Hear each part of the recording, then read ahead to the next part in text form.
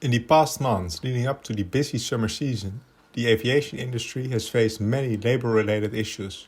Due to staff shortages, many flights have been delayed or cancelled, and it doesn't look like the workforce will be large enough anytime soon.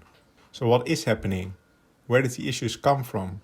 And how is the aviation industry trying to recover? Let's talk aviation. If you enjoyed this video, remember to like and subscribe. This really helps the channel grow and makes it easier for others to find. Throughout the aviation industry, companies are struggling to find qualified personnel, whether it be pilots, flight attendants, baggage handlers or security officers, you name it. Because of the low margins and tight schedules, delays in one area can have a snowball effect throughout the entire chain. Next to the staff shortages, of the current workforce, a larger share is out sick when compared to before the pandemic. Because airlines and airports are short-staffed, they face issues filling the gaps caused by crew members calling in sick last minute. For example, since the start of the pandemic, the FAA was forced to temporarily close airports and/or airspace due to air traffic controllers calling in sick and the lack of enough replacements. And these weren't your local commuter airports, but airports of the like of Las Vegas and Chicago Midway. The issues didn't come out of nowhere. Even before COVID-19, there were staffing problems, and the response of the aviation industry to the pandemic did amplify these issues.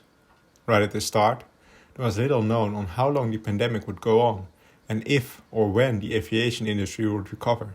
Since airlines were bleeding cash fast because of their large staff, many employees were laid off and temporary contracts weren't renewed. Among the staff members that were dismissed were mostly highly qualified personnel with the right certifications, training and required flying hours. Once the aviation business grew again, and airports and airlines were looking to expand their workforce, it turned out to be hard to find the right personnel to fill the gaps. While there are currently a lot of people working on getting the right qualifications, it's hard to keep up with growing demand. Another trend is that many former aviation workers now have other jobs with better working conditions and compensation. They are hesitant to come back. There aren't only structural issues. Currently, unions are trying to negotiate better deals.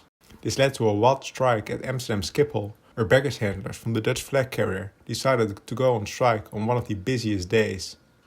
As a result, many flights were cancelled, and passengers who managed to get to the destination may have their bags still left in Amsterdam.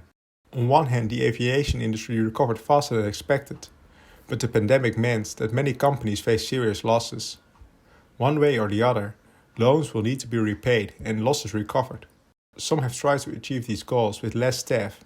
However, as I mentioned before, due to the tight margins in the schedules and crew members calling in sick above average, the system will break down more easily, as became clear.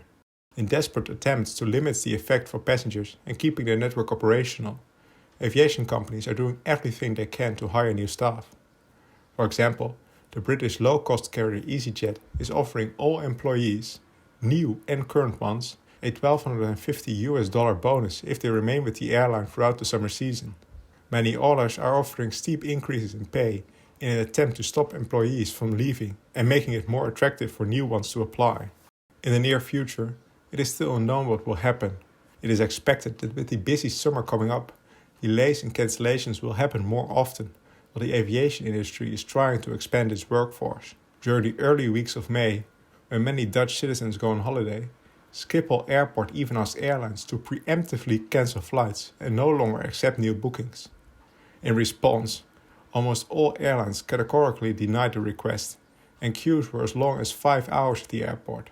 In the upcoming summer months, I expect some more airports and airlines will face similar problems, and may even need to fall back on similar measures. What are your thoughts about the labor shortages faced by the aviation industry? In hindsight, would you have made different choices if you were an airline executive back in 2020? What do you think the aviation industry can do to solve the issue, if there is even a way out? Let me know in the comments below. Thank you for watching, and please consider subscribing to Let's Talk Aviation.